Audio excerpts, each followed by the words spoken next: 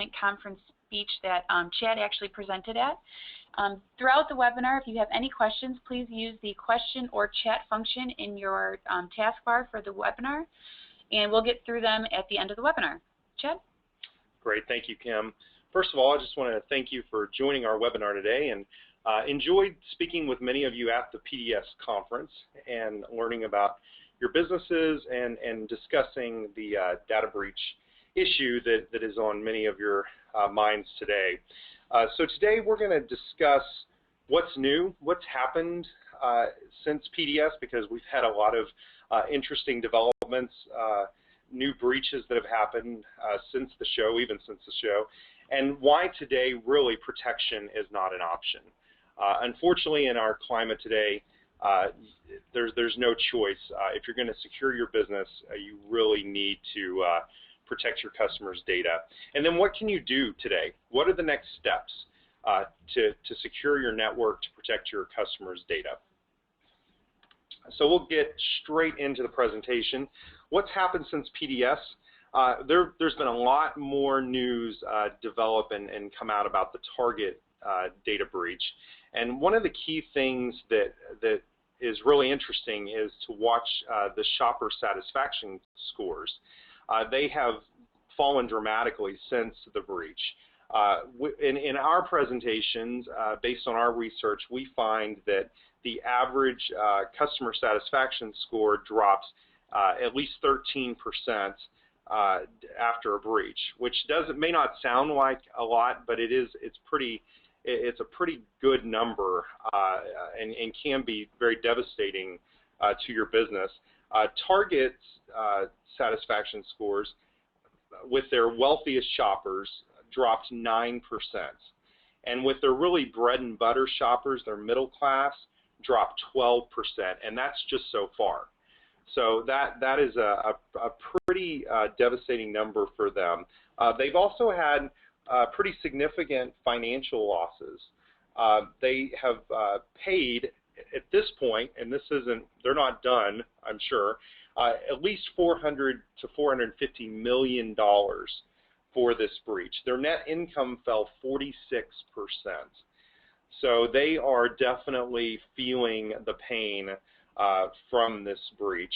Also, if you look at some of the data that's come out about the breach and the fact that TrustWave was their QSA working with them, one thing that we bring up is it is sometimes it feels painful to go through the steps to become PCI compliant, but when you take shortcuts, in the end, it can really bite you. You need to make sure that you don't take shortcuts. PCI, especially for a small business, is very much an honor system. But if you just check yes to all the questions on your self-assessment questionnaire, you could end up in a situation like Target. And so the interesting thing about them is they received a clean bill of health. They were considered PCI compliant in their audit. So obviously they had not taken some of the steps needed. And it's just a good example of taking shortcuts that can end up hurting you in the end. There have been a lot of lawsuits and issues with TrustWave and Target. The biggest being with the banks. We talked about this at the PDS show, and I asked for kind of an informal survey about whether people thought that Target handled the breach well, and overwhelmingly most people did not think they handled the breach well. Actually, banks and local banks handled the breach very well. They were quick to react. They were very proactive, and so the banks were left on the hook for being more proactive than Target. And there were some lawsuits that were filed, and many of the banks did end up dropping the lawsuits, but they definitely were trying to go after Target and TrustWave because they had a lot of costs, upfront costs, and time and effort to try to protect their customers immediately from the breach. So Target was not the only one breached. Since the conference, we've found that Neiman Marcus had 1.1 million credit cards exposed. And one interesting thing to note about this article is that it talks about it was over a 3-month period of time. And we quote that. I mean, at least hacks aren't something that happen immediately. I always say it's not like if somebody stole your purse at Walmart and ran out and used your credit card immediately at the gas station. This is something that is happening over a long period of time. So at least 3 months usually is what we see on average, how long the attack is taking place before it's discovered. And if you look at the Neiman Marcus attack, that is very much in line with that estimate. Also, if you look at the Neiman Marcus attack, it ended up being linked to a Russian organization, and that's another thing that we see quite often. These aren't teenagers in their mother's basements doing this. These are very complex organizations that are perpetrating these. So this is very, very consistent with what we see in the market today. It's also happening in multiple areas of the retail segment. So this isn't something that just happens in the restaurant segment or in the typical retail store segment. This happens in hospitality as well. There was a property investment company that was also breached since the PDS show that owned Marriott, Sheraton's, Renaissance, and many of you know if you go to a hotel that storing credit cards is something that they have done for years just to take the reservation. And so there was a big credit card breach that happened to this investment company as well. Sally Beauty is another example, and this was another attack that happened over the course of several months before they actually discovered it. It's another great example. And then the California DMV. This is something that doesn't just happen to retail. Anywhere that there is sensitive information that is stored, that's fair game. I have many pharmacies that come up to me and at the conference that said, why would this happen to me? I own one pharmacy in Podunk, in some state. If it can happen to a motor vehicle organization, it can happen to you too. They are indiscriminate about who they are attacking. They're looking for vulnerabilities and they're looking for sensitive data, and that's all they need. So now that we're up to date on data breaches, I want to review PCI in general. Where did it come from? How did this whole thing get started, and why are we where we are today? So PCI was formed, and the PCI data security standard was formed from all of the card brands that got together. So Visa, MasterCard, Discover, American Express. The organization was formed for really one reason, to push the liability for a data breach down to the merchant and to make them responsible for securing their customers' data and be financially responsible if the data was compromised. So they established a securities council that came up with core requirements that are separated into 12 categories and then 250 plus sub-requirements. And many of these requirements are very IT geek. They're not necessarily easy to understand. And there's even debate between quality security assessors, which we are, ANX is a QSA, even some debate about those sub-requirements and the intent. So in other words, a small business owner like yourself, some of this stuff is very confusing and it's daunting. It's not the type of terminology that you're used to seeing on a daily basis. It is a mandatory requirement. It's not a law.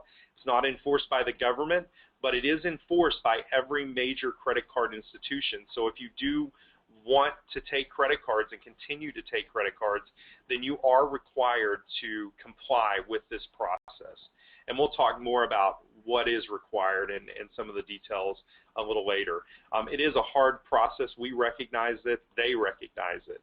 But it's something that is not a choice at this point. So why is it not an option? And what are some of the myths? We hear these myths every day when we talk to small business owners, not just pharmacies, but big businesses, small businesses. And so we'll run through a few of these because I'm sure that some of these are running through your mind right now. So one, it doesn't apply to my business. I hear this a lot. I don't do that many credit card transactions. Well, if you process one credit card throughout the year, you are subject to PCI. So that is a myth taken off the table. When you sign your merchant agreement, you are signing contracts saying that you agree to follow PCI requirements. I'm already PCI compliant. 90% of businesses that we talk to, large to small, tell us that they're compliant, and with 3 audit questions, we can usually prove that they're not. And I'll share those 3 questions with you in a couple of slides. I have a firewall in place, so I'm compliant. My IT guy has us all covered. We're protected. Our network is secure. That's great.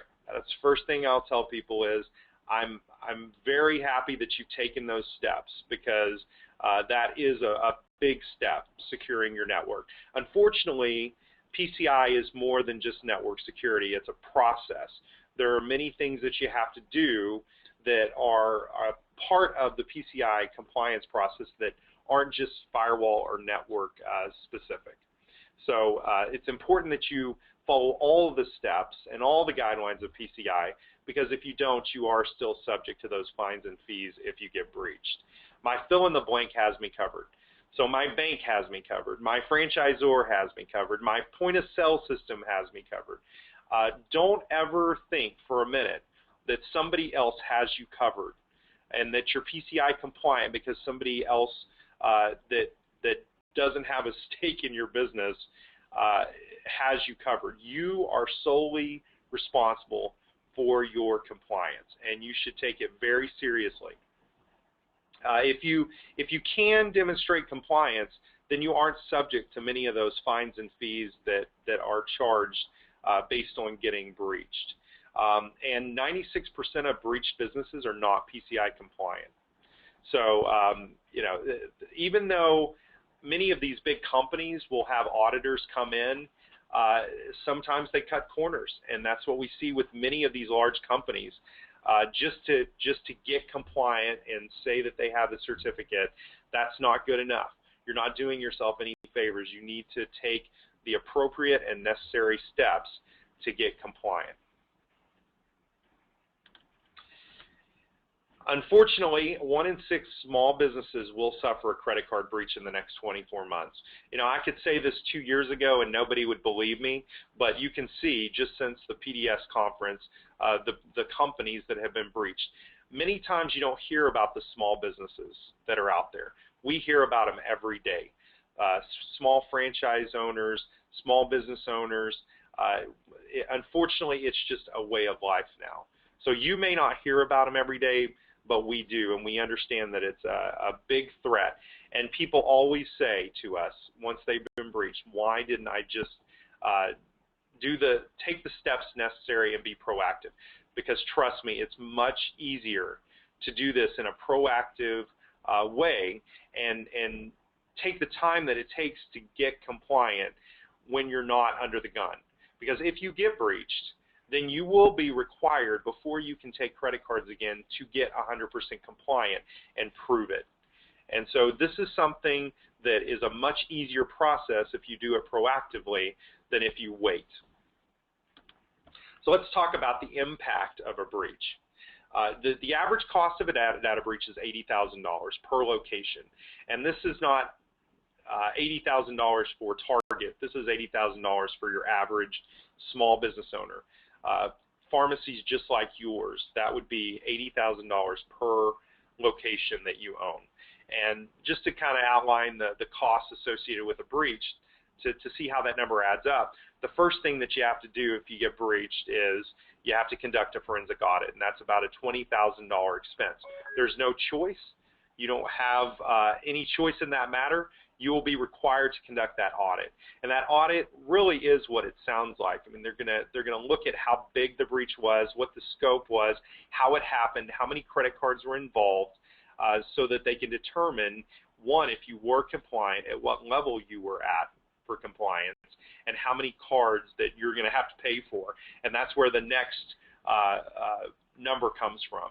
Every card that is compromised, it's not the banks that pay for those cards, it's going to be you. They're going to make you foot the bill, and that can run anywhere from $20 to $50 per card. So just think about it. If you want to do the math in your mind, how many credit cards, unique credit card numbers, do you process in, say, a 3-month period of time? You would have to replace all those cards at a $20 to $50 rate per card. Can add up very quickly. Plus any legal fees that you have, if you're levied fines, all of those charges can add up very quickly to $80,000. Also, when you look at an $80,000 expense, typically a small business just cannot handle that. They cannot survive an $80,000 expense. And at the same time, keep in mind, you're having to deal with this $80,000 expense, and you're also not able to take credit cards. You will not be able to take credit cards until you can prove compliance. That could be a month, could be 2 months. So you have cash flow issues, and you have an $80,000 hit. 70% of small businesses go out of business within 1 year because of simply they just cannot afford it. And again, 96% of these businesses were not compliant. And we talked about these stats. It's an average of 210 days between when the intrusion takes place and when it's actually detected. So by the time you hear about the breach, it's already happened. There's nothing you can do to stop it. This is something you really do have to be proactive about. So why are you being targeted? And you are being targeted. The smallest business owners are a great target for these hackers. And we're going to talk about why you're such a great target in this slide. First of all, many small businesses have outdated firewalls, or I talked to many of you at the show and you didn't even have firewalls. Most people are confused about what a firewall is. They think that their router is a firewall, or they just don't understand firewall technology. Some people try to buy firewalls off the shelf, like at a big box store. The kind of firewall that you need in your business is an enterprise class firewall, and they generally cost thousands of dollars. And most small businesses don't really even understand what kind of firewall you need. So it's real easy for an attacker to get into your point of sale system or to get into one of your other pharmacy systems without a proper firewall in place or segmentation of your network. You might log in using a service like LogMeIn or Go to My PC to access your store remotely. If you do not have two-factor authentication, then you are logging in and you're just opening up a tunnel for a hacker to get in.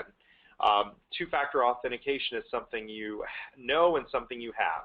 So something you know is a password, something you have might be your cell phone with a unique ID that is text to you or an email.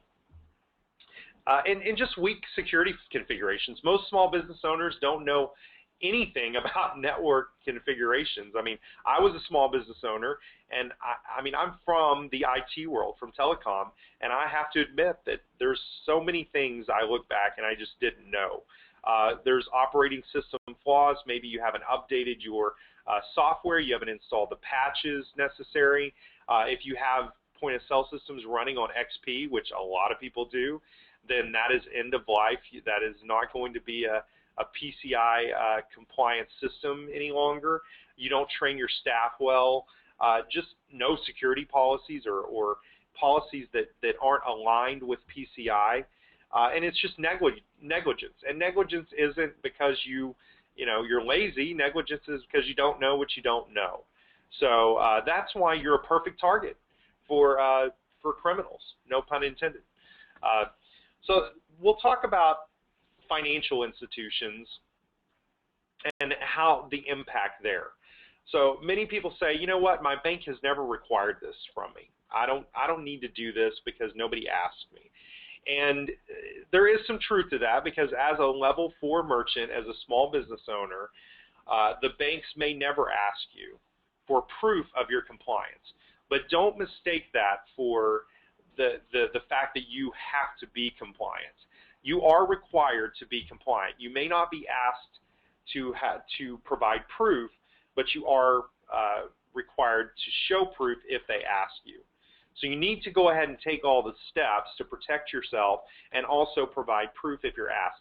Some banks will ask you. Some banks are now cracking down, and they're asking for proof from level 4 merchants. And some acquiring banks are actually charging non-compliance fees. And it's a little bit of a scam. I mean, what they're doing is they're charging you, they're saying you've got to do all these steps, and then you say, that's too hard, and they're saying, well, we'll just charge you $50. Some people are even paying those non-compliance fees just because they don't want to deal with PCI compliance. Not a smart move. First of all, they're making money off of you really doing nothing. They're doing nothing but adding a line item on your bill. And two, you really do need to address your security and use that $50 you're paying more wisely, because it's not that much more just to go ahead and get compliant and get the tools you need. So here are the 3 audit questions that we have asked huge companies, that brand names that you would know, all the way down to a small business owner or a franchisee. And usually, I would say at least 90 to 96% of these companies answer no to at least one of these questions. So the first question is, have all of your employees upon hire and annually been trained on a security awareness course? Remember, this is not have they been trained on credit card swiping when you first hired them. It has to be a security awareness training course that you conduct upon hire and annually for each employee. And based on the turnover, I know it's difficult, but it is a requirement. The second is, have all employees read and signed a formal security policy? So again, if they just were hired and signed the policy in the beginning and you've never updated it, then you've missed the requirement. You have to update the policies every year. They have to include PCI requirements, and this has to be updated every year, and you have to have them sign it, acknowledge it, and they have to understand it. The third is, do you access your store remotely and use a 2-factor authentication method to do that? So if you're just using Go to My PC or Log Me In and you're not using 2-factor, generally the free versions do not have 2-factor. So if you answered no to even one of those questions, then you are not PCI compliant. I don't care what kind of firewall you have. I don't care what your IT person says. I don't care what your point of sale system says, your bank. Doesn't matter.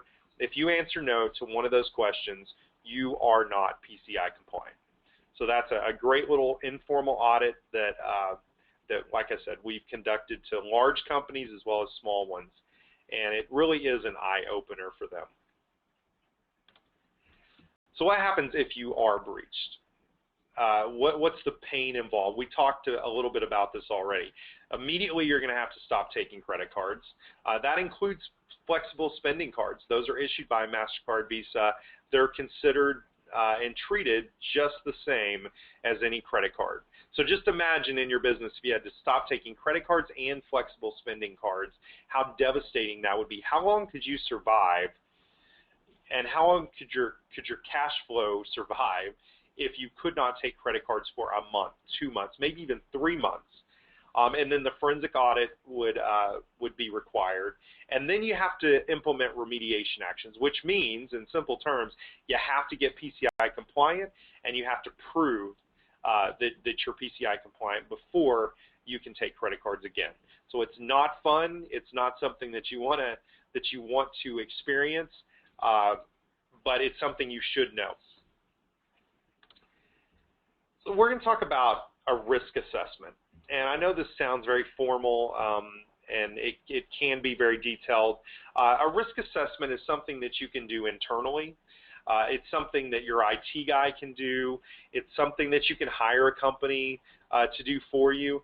but you want to look at your risk just like you would in any other part of your business, and ask yourself several questions and to determine, how big of a risk are you at in terms of your data security. And the first thing you want to look at is you want to look at your cardholder environment. How are you taking credit cards? Where is that information going? What are some of the gaps that you have within your network? Identify threats. Have you trained your employees? How is your point of sale system set up? Do you store credit cards? Identify vulnerabilities when you conduct your quarterly scans, and we'll talk about this in just a minute. Are you finding vulnerabilities that you need to fix? Again, software patches. And then you need to evaluate these risks, and you need to address them. You can't just look at these things and then put them off. You need to take the actions that you need to take immediately to mitigate that risk. So again, you can do this with your IT person. You can certainly do this yourself, or you can have a company like ours do it for you. So now we're going to talk about the ANX solution, and we're going to talk about this really in terms of kind of a buying guide, because a lot of the things we're going to talk about here are really minimum things that you need to do to be PCI compliant. The idea is you really need to take a proactive stance. You need to protect your business financially. You need to take the steps to get PCI compliant that are required. And so that's what we're going to go over. Many people don't understand what PCI compliance is and what are the real requirements. And we're going to break those down so you know the steps, the specific steps you need to take to get PCI compliant. And of course, how we can help. So the first thing that you need to do is you need to make sure that you can survive a data breach. And financially, that $80K can be so devastating that you need to make sure that if you do get breached, that you're not going to go out of business. And so we've put together a no strings attached program. We call it our data breach protection program. It's $100,000 worth of protection per location, and you're covered within 5 days of the contract execution. The great thing about this coverage, and it's pretty unique in the market, and this is something you really want to look for, because you can Google data breach protection program and find a ton of programs, but they aren't all created equal. And so we looked long and hard to make sure that we found one that covered these two criteria. The first is there's no safe harbor zone. Many of these programs require you to be compliant in order to get paid out. It's kind of an oxymoron. If you were compliant, likely, we just talked about 96% of businesses that were breached were not compliant. So it doesn't really help you if you battened up all the hatches and done everything perfectly, right? So ours does not require that. You don't have to have lifted a finger to get compliant to be covered. Now, people ask, well, then why don't I just buy this protection and not do anything? The pain of getting breached is still there. You still are not allowed to take credit cards during that time, and you still have to get 100% compliant. So it's not a good plan to decide not to get compliant. Plus, your customers get a little miffed if you've been breached a couple of times. Obviously, you don't want to create a trust issue. You built your brand based on the years that you've been in your location and the trust you built. All that hard work sort of goes down the drain if you get breached. But this does help you keep your doors open in that event. It's also retroactive. So if you get breached and it's not reported, and the breach happens before we sign you up, then we still cover that breach. It just cannot have been reported. But the firewall is put in place. The breach has happened. We can see that there's been an intrusion. Then you are covered even before the contract signature, as long as it hasn't been reported. The next thing you have to do is you have to determine, okay, where am I at with compliance? Where you have to validate your current status of PCI compliance. And so Generally, you'll have a portal with almost any PCI compliance solution. We have a really great portal that has a knowledge base if you want to learn more about PCI. The big thing that I think is a great feature of ours is an SAQ wizard. You're required to fill out a self-assessment questionnaire on a yearly basis that you're answering questions about your network, about training, several components of PCI. It can be daunting. They're written in language that's not necessarily easy to understand. We have a wizard that's much like TurboTax that helps you get through those questions. And if you have questions about those questions, then there is an explanation within the wizard. You can also call us 24/7, 365 and ask questions as well. There's your quarterly scanning requirements. You're required to scan your network, and it will pick up any vulnerabilities that are there, any open ports, and then it gives you a report and tells you how to fix those issues. That's all within the portal. It's all integrated within the portal. Also, if you have multiple stores, you can track the compliance. If you have 5 stores, you can see all 5 stores and where you're at with compliance for each of those stores. The nice thing is if you have a very consistent network between all 5 stores, you can set up a template and you don't have to go through all these steps over and over again. You can easily get through one and then just copy that information for each store. There's policy management. We talked about having policies that are up to date and acknowledged. We do have policy templates. You can have PCI policies in place very quickly with the find and replace feature. And then we have a policy management system that lets you email out and have your employees acknowledge the policies through the portal. So it makes it really easy. And then e-learning. You're required to train all of your cashiers upon hire and annually with the security awareness course. That course is integrated into the portal, and once they take the course, that information is uploaded and you can run the report.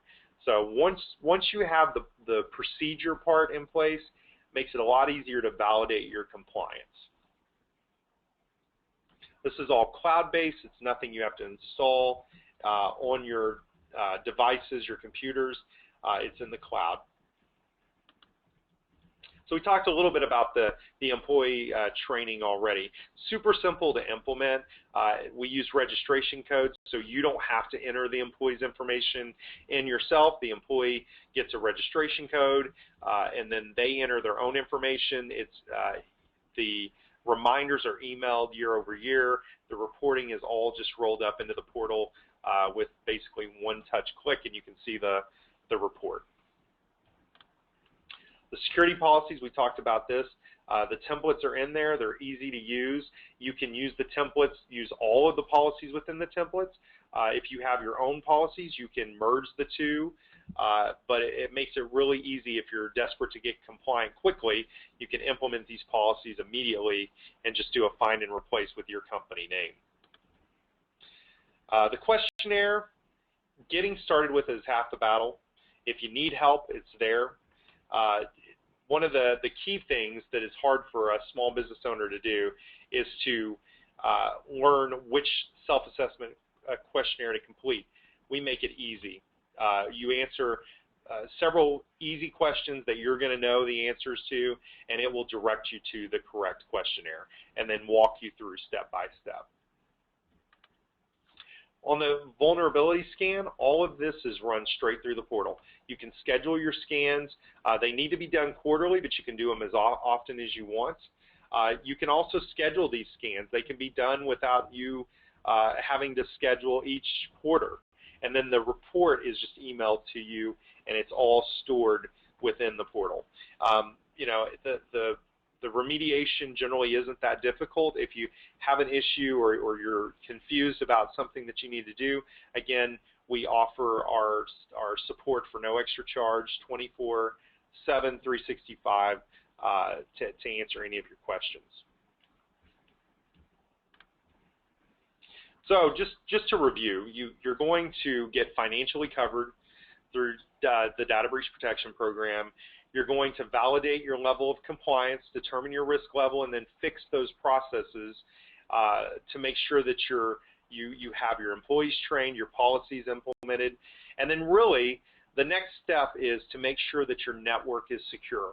And that's really when you need a managed firewall. And we call ours our Secure Cloud Gateway.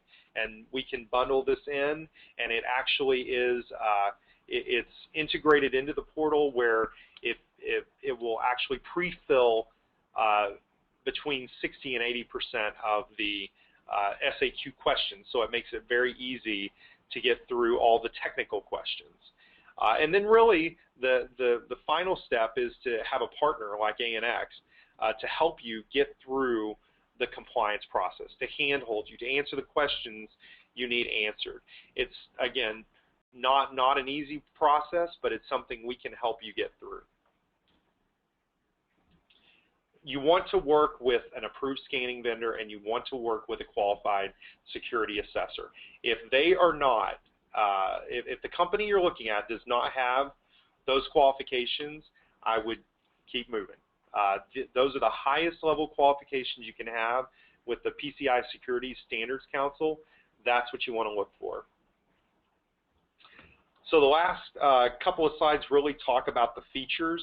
We've sort of gone over that already, and we will email out the program features. But this is the minimum of what you really need to have to make sure that you have all the tools necessary between the portal and the managed firewall, secure remote access, to make sure that you have the tools to get compliance.